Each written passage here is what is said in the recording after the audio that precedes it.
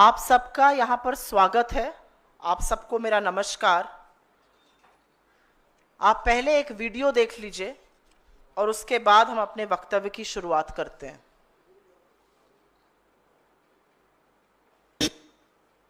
प्रधानमंत्री जी को हम धन्यवाद देना चाहेंगे और पूरा देश की वो सेना, वो सैनिक उनके चरणों में नतमस्तक है। जिन्होंने हमारी बेटियों के सिंदूर उजाले थे, वही कटे पिटे लोगों को हमने उन्हीं की बहन भेज करके उनकी ऐसी की तैसी करवाई। भारत की पूरी सेना और भारत के सैनिक प्रधानमंत्री मोदी के चरणों में नतमस्तक हैं, ये कहना है बीजेपी के मध्य प्रदेश के उप मुख्यमंत्री जगदीश देवड़ा का। और उसके बाद तो आपने सुना ही, जो बीजेपी के दूसरे शिरोमणि हैं मध्य प्रदेश के ही मंत्री विजय शाह, उनकी घिनौनी बात कर्नल सोफिया कुरैशी को सुनकर पूरा देश आज भी स्तब्ध है। और उसके बारे में हाईकोर्ट ने क्या कहा उसको साझा कर देती हूं। लेकिन सेना और सैनिक किसी के चरणों में नतमस्तक है, यह बात हिंदुस्तान का कोई व्यक्ति कही ही नहीं सकता है। जिस सेना के शौर्य और पराक्रम के आगे पूरा देश नतमस्तक है, जो सेना हमारी सरहद से लेकर हमारी भूभागीय अखंडता, हम सबकी सुरक्षा सुनिश्चित करती है, जो जब जब देश पर संकट आता है, इस बार भी जब पहलगाम का आतंकी हमला हुआ तो दुश्मन को नाको चने चबवाने का काम जो सेना करती है, जिसने पाकिस्तान में घुसकर आतंकी कैंप निस्तो नाबूद किए, जिसने पाकिस्तान की रूह कपा दी, उस सेना के लिए कहना कि वो सेना किसी के चरणों में नतमस्तक है, ये पाप है। और ये पाप बीजेपी के लोग, बीजेपी के उप मुख्यमंत्री, उनके वरिष्ठ नेता लगातार कर रहे हैं। हमारी सेना ने हर बार दुश्मन को धूल चटाने का काम किया है और इस बार भी इतनी आक्रामक कार्रवाई की कि पाकिस्तान के पैर कांप गए, उनकी रूह कांप गई। एक ऐसी सेना जिसके लिए इस देश के हर व्यक्ति के मन में सम्मान है, आदर है और पूरा राष्ट्र कृतज्ञ है कि हम शांति से, हम सुरक्षा से, हम आराम से इसलिए रह पाते हैं क्योंकि हमारे जाबाज सैनिक इस देश की सुरक्षा करते हैं। और वो इस देश की सुरक्षा तपते हुए रेगिस्तान से लेकर हाड़ कांपती हुई ठंड वाले सियाचिन के ग्लेशियर में खड़े होकर करते हैं। और तब हमारा लोकतंत्र, तब हमारी भूभागीय अखंडता, तब हमारा देश सुरक्षित रह सकता है। और ऐसी सेना के लिए जिस व्यक्ति के मन में इतनी दुर्भावना, इतने गंदे विचार हैं, वो व्यक्ति किसी भी पद पर रह ही नहीं सकता है। एक लोकतंत्र में उप मुख्यमंत्री रहना तो विचार के बाहर की बात है। और इस बार माफी मांगने से, इस बार खेद व्यक्त करने से काम नहीं चलेगा। इस बार ऐसे व्यक्ति को बर्खास्त करना पड़ेगा। इस बार बीजेपी मूक दर्शक नहीं बनी रहेगी। इस बार प्रधानमंत्री छुपे नहीं रहेंगे। और अगर आप ऐसे व्यक्ति को बर्खास्त नहीं करते हैं, अगर जगदीश देवड़ा की अभी कुछ घंटों में बर्खास्तगी नहीं होती है, तो यह माना जाएगा कि सेना को अपने चरणों में नतमस्तक करने की बात नरेंद्र मोदी कह रहे हैं, उनकी मौन स्वीकृति है, उनका संरक्षण है, वरना यह बात कहने की हिमाकत और हिम्मत कोई कर ही नहीं सकता है। असलियत यह है कि अभी 48 घंटे नहीं बीते हैं और बीजेपी के ही मध्य प्रदेश के मंत्री विजय शाह ने इस देश की सबसे होनहार, सबसे वीर, सबसे बहादुर सैनिक बेटी सोफिया कुरैशी के बारे में जो कहा वो आपने सुना। वो सुनकर पूरा देश स्तब्ध है। मैं उन शब्दों को दोहराऊंगी नहीं क्योंकि मैं उस तरह का पतन नहीं करना चाहती हूं इस मंच से। और बीजेपी ने इस आदमी के खिलाफ भी कोई कार्रवाई नहीं की, कोई अनुशासनात्मक कार्रवाई नहीं की गई। बीजेपी और मध्य प्रदेश की सरकार और दिल्ली की केंद्र सरकार हाथ पर हाथ धरे बैठी रही जब तक कि जबलपुर हाईकोर्ट ने निर्देश नहीं दिया कि एफआईआर हो। और एफआईआर भी बिल्कुल अनमने ढंग से बिना प्रॉपर चार्जेस लगाई की गई और उसका कच्चा चिट्ठा आज कल हाईकोर्ट की सुनवाई के दौरान बयां हो चुका है। क्योंकि पूरी की पूरी पार्टी और सारी सरकार, केंद्र की भी और मध्य प्रदेश की भी, विजय शाह को बचाने में जुटी हुई थी। अब वो जगदीश देवड़ा को बचाने में जुट जाएगी। असलियत यह है कि मध्य प्रदेश के हाई कोर्ट ने कल सुनवाई के दौरान कहा कि जिस तरह की एफआईआर दर्ज हुई है वो सिर्फ और सिर्फ दिखावा है और एफआईआर में ऐसा कुछ भी नहीं है जिससे संज्ञेय अपराध दर्शाया जा सके। अदालत ने टिप्पणी करते हुए कहा कि यह ड्राफ्ट ही ऐसा बनाया गया है कि इसको रद्द किया जा सके और बेंच ने आगे कहा कि इस एफआईआर में कुछ नहीं है। बेंच ने कहा इसमें सुधार करना चाहिए, बिना हस्तक्षेप के और बिना दबाव के ऐसा एफआईआर की जांच को आगे बढ़ाई जाए और उसकी सुनवाई फिर से होगी। यह असलियत है मध्य प्रदेश की सरकार की, यह असलियत है मध्य प्रदेश की पुलिस की, यह असलियत है बीजेपी की मध्य प्रदेश में और बीजेपी की दिल्ली में। अभी तक आपने एक बार भी जेपी नड्डा जी के मुंह से, अमित शाह जी के मुंह से, खुद प्रधानमंत्री नरेंद्र मोदी जी के मुंह से सुना कि यह बिल्कुल गलत कहा गया है? अभी तक बीजेपी के किसी भी नेता ने आके कहा जगदीश देवड़ा और विजय शाह जैसे लोगों की सभ्य समाज में कोई जगह नहीं है? सरकार तो बहुत दूर की बात है। लेकिन एक सवाल उठता है कि हमारे देश में जहां पर सेना का जो सम्मान है वो सर्वोच्च है, जहां पर बार बार पूरा देश कृतज्ञता स्पष्ट करता है, जहां पर जब छुट्टियां कैंसिल हुई और जब सैनिक अपने अपने बेस पे जा रहे थे तो उनको इस देश के आम नागरिक पानी पिला रहे हैं, उनके ऊपर पुष्पों की वर्षा कर रहे हैं। बीजेपी ऐसा क्यों करती है? बार बार ऐसा क्यों करती है? जिस ऑफिसर को देख के इस देश की आधी आबादी और बाकी सब लोगों का सीना गर्व से तन जाता है, उसके लिए इतनी नीच बात क्यों कहते हैं बीजेपी के लोग? जिस सेना के चलते हमारा गर्व से सिर ऊंचा रहता है, हमारा इकबाल बुलंद रहता है, उस सेना को कहना कि वो चरण में नतमस्तक है मोदी जी के, ऐसा वो क्यों करते हैं? क्योंकि बीजेपी की रगों में बलिदान का नहीं, मुखबिरी का खून है। क्योंकि बीजेपी बार बार सेना का अपमान इसलिए करती है क्योंकि बीजेपी ने आजादी के आंदोलन में कोई भूमिका नहीं निभाई थी, कोई बलिदान नहीं दिया था। बीजेपी ऐसा इसलिए करती है क्योंकि उन्होंने मोदी जी से सीखा है। खुद मोदी जी भी तो कहते थे कि एक व्यापारी के अंदर एक सैनिक से ज्यादा साहस है, और आज वही बात उनकी पार्टी और उनके लोग बार बार दोहरा रहे हैं। असलियत तो यह है कि ये वही पार्टी है, ये वही सरकार है जिसने गलवान में हमारे 20 जाबाजों की शहादत के बाद यह कहा कि कोई घुसा हुआ नहीं था। उनके सर्वोच्च बलिदान का चीन से बदला लेना तो बहुत दूर की बात है। मोदी जी ने तो और उनकी सरकार ने तो चीन से इतना व्यापार किया कि $100 बिलियन का ट्रेड डेफिसिट कर डाला, भर भर के चीन को व्यापार दिया। लेकिन अब जो दो वक्तव्य हमने सुने, एक जगदीश देवड़ा उप मुख्यमंत्री जो कहते हैं कि भारतीय सेना और हर सैनिक नरेंद्र मोदी के चरणों में नतमस्तक है, और दूसरी जो महाजलील और जाहिल बात मंत्री विजय शाह ने कही है, इससे पानी सिर के ऊपर जा चुका है। और यह देश अपनी सेना का अपमान, अपनी सेना का तिरस्कार होते हुए देखकर मूक दर्शक नहीं बने रहेगा। हम मूक दर्शक बनने को कतई तैयार नहीं है। और मेरी इस मंच से एक मांग है, अगर नरेंद्र मोदी जी के मन में सेना के लिए लेश मात्र भी इज्जत है, रंच मात्र भी सम्मान है, तो वो तुरंत इन दोनों लोगों को बर्खास्त करें, इनको तुरंत मार्चिंग ऑर्डर्स दिए जाए। इनको सरकार में बने रहने का कोई हक नहीं है, वरना इसको नरेंद्र मोदी जी की मौन स्वीकृति और उनका पूरा पूरा संरक्षण माना जाएगा। I will very briefly make a statement in English. You've just heard the two videos where the Deputy Chief Minister of Madhya Pradesh BJP, Jagdish Devada, says that the entire Indian army and our brave soldiers are bowing at the feet of Narendra Modi. Can you imagine any single Indian ever saying something as blasphemous and as brazenly shameless as that?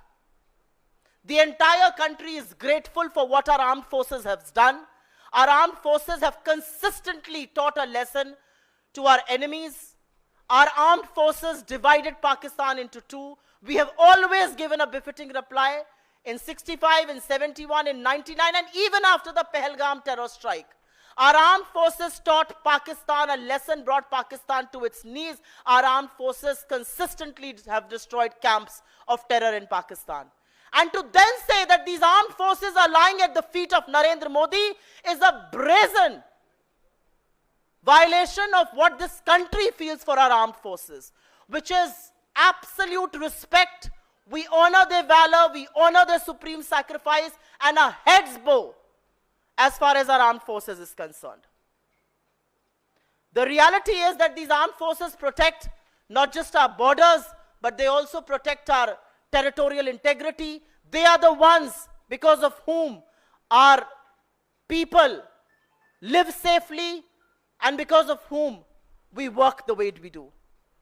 They guard us from the glaciers of Siachen to the deserts of Rajasthan. And to then be told that they are bowing before and actually at the feet of Prime Minister Narendra Modi is an insult that no Indian is willing to take. We will not take this lying down, and we demand from this platform that Mr. Modi should immediately sack not just the Deputy Chief Minister of Madhya Pradesh, Jagdish Devada, for making the brazen statement that he has made, and if he fails to do so, we will be forced to believe that this was said with his permission, this has his patronage. The reality is that Vijay Shah, the other minister from Madhya Pradesh, who insulted one of India's most decorated soldiers, Colonel Sophia Qureshi, and the BJP has done zilch against him. Not a single question asked. No, absolutely nothing done against him. The government of Madhya Pradesh and the government of Delhi kept sitting as mute spectators unless and until the High Court in Jabalpur asked for an FIR to be filed, of which a mockery has been made, and the Jabalpur High Court has taken very strong cognizance of an FIR which hardly has any charges, and they have categorically stated that there is nothing in this FIR which will stand the test of law. Go back, amend the FIR without fear or favor, and come back to us. This is the reality of how the BJP treats our armed forces. This is how the BJP treats our soldiers for their valor, for their courage, and for their sacrifice. But why does the BJP do so? Because the BJP had zero, absolutely zero role in our freedom movement. They have made no sacrifice whatsoever. They boycotted the Indian tricolor for 53 years, and which is why it comes naturally to them. Do you not remember that the Prime Minister saying that a corporate in India, a trader in India is braver than Indian soldiers? And that's where the BJP's ideology flows from. I hate to say this, that forget about avenging the supreme sacrifice of 20 of our brave hearts in Galwan. We have continued to do business with China. Our trade deficit with China stands at $100 billion. And today the question that we want to raise from this platform is, will you allow our armed forces to be demeaned, to be insulted as badly as what the BJP leaders in Madhya Pradesh are doing? The Deputy Chief Minister who says that the armed forces are bowing before the Prime Minister at his feet, and Mr. Vijay Shah who says things about a decorated colonel that I wouldn't want to repeat here. And if these people are not sacked, if these people are not removed from their positions immediately, we will be forced to believe that all of this is being said with the permission and the concurrence of the Prime Minister, and both these people enjoy the supreme political patronage of the BJP, including Narendra Modi. आपके सवालों का स्वागत है। मेरी आपसे दरख्वास्त है कि आज ये एक बहुत गंभीर मुद्दा है और सिर्फ इस पर सवाल लूंगी मैं।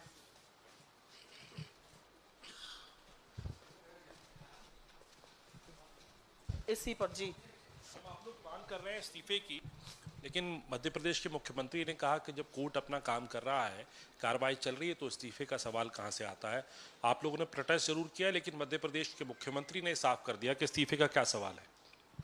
मध्य प्रदेश के मुख्यमंत्री का मैंने एक बेहद शर्मनाक बयान आज आप ही में से किसी के एक चैनल पर सुना, जब वो उनसे पूछ रहे थे तो उन्होंने झटक कर माइक हटा दिया और कहा इसकी बात करो, वो तिरंगा लेकर चल रहे थे। ये अलग बात है कि बीजेपी के जो नेतागण हैं वो तिरंगे से पसीना और नाक पोंछते हुए कल दिखे थे, उस पर टिप्पणी मुझसे मत करवाइए। मध्य प्रदेश के जिस हाईकोर्ट का मुख्यमंत्री जी हवाला दे रहे हैं, उसी हाईकोर्ट ने कल सुनवाई के दौरान कहा और पूछा कि जिस तरीके से विजय शाह के खिलाफ एफआईआर दर्ज करी गई है, यह सीधा दिखता है कि फेवर और फियर, दबाव में और उनको बचाने के लिए की गई है। उस एफआईआर के ड्राफ्ट पर सवाल उठाया गया है। प्रशासन और पुलिस से हाईकोर्ट ने पूछा कि आपने एफआईआर पढ़ी है, अपराध के जो तत्व हैं वो कहां हैं। अगर देखा जाए तो इस एफआईआर में ऐसा कुछ भी नहीं है जिससे संज्ञेय अपराध दर्शाया जा सके। हाईकोर्ट ने कहा कि एफआईआर जिस तरीके से ड्राफ्ट की गई है उसमें अभियुक्त की करतूतों का जिक्र ही नहीं है। एफआईआर को अगर चुनौती दी गई तो यह आसानी से खारिज हो सकती है। यह एफआईआर अदालत के विश्वास पर खरी नहीं उतरती है और हाईकोर्ट ने सरकार को आदेश दिया है कि एफआईआर में सुधार किया जाए, बिना दबाव के, बिना हस्तक्षेप के एफआईआर और जांच को आगे बढ़ाया जाए और वेकेशन के बाद इस मामले की पूरी सुनवाई होगी। मुझे नहीं पता कि मुख्यमंत्री जी इन तथ्यों से अवगत हैं, अपनी सरकार, अपने प्रशासन, अपने मंत्रियों की काली करतूतों से कितने अवगत हैं, लेकिन मुख्यमंत्री जी क्लीन चिट देते हुए मुझे जरूर दिखाई दे रहे हैं और वो भूल जाते हैं कि ये देश सब कुछ सहता है, लेकिन अपनी बहादुर सेना का, अपने वीर सैनिकों का अपमान, उनका तिरस्कार किसी कीमत पर नहीं सहेगा। और अगर आपकी नाक के नीचे ये हो रहा है तो आप उस तिरंगे को पकड़कर चलने के हकदार नहीं हैं।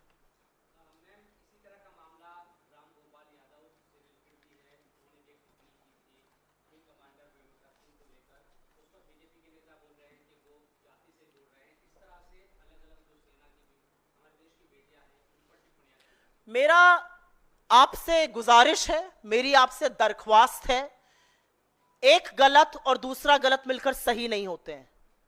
सबको बचकर बोलना चाहिए, सेना के बारे में पूरे सम्मान से बोलना चाहिए, हमारी बहादुर बेटियों के बारे में पूरे देश को गर्व है। लेकिन जो बीजेपी के नेताओं ने कहा है उसको किसी भी तरह से बीजेपी के नेता, प्रधानमंत्री जेपी नड्डा किसी भी तरह से सही नहीं ठहरा सकते हैं। हमारी सेना का यह हौसला और हिम्मत है कि दुश्मन की रूह कांप जाती है, और उस सेना के बारे में आप बोल रहे हैं कि वो नरेंद्र मोदी के चरणों में नतमस्तक है। शर्म आनी चाहिए बीजेपी के नेताओं को इसको डिफेंड करके मुद्दे को भटकाने से भी। मैं आपसे गुजारिश करूंगी कि आप ऐसा बिल्कुल मत कीजिए।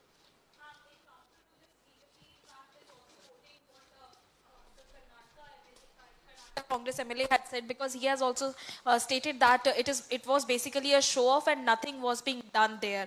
Do you believe there is a counter for this? I'm asking you. All of you are journalists here. Can any one of you put your hand up and say that there can be a counter to the statement कि भारत की सेना और सारे सैनिक नरेंद्र मोदी के चरणों में नतमस्तक है? Can there be a counter to this?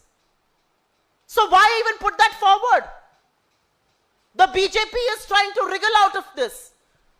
Please don't create a controversy when none exists. Don't look for alibis. Do not look for excuses to dilute this down. This is blasphemous. This is brazen. और अगर ये देशद्रोह और राष्ट्रद्रोह नहीं है तो मैं पूछना चाहती हूं देशद्रोह क्या होता है। मेरी आप साथियों से गुजारिश है कि बीजेपी जो कहती है कहने दीजिए, लेकिन इस मामले को कमतर आंकने का बिल्कुल भी दुस्साहस कोई ना करे, और बीजेपी तो कतई ना करे। भारतीय सेना के नतमस्तक होने की बात हमारे दुश्मन नहीं करते हैं और बीजेपी का उप मुख्यमंत्री कर रहा है। यह कैसे बर्दाश्त हो सकता है? Only this, only this. बहुत बहुत धन्यवाद आपका।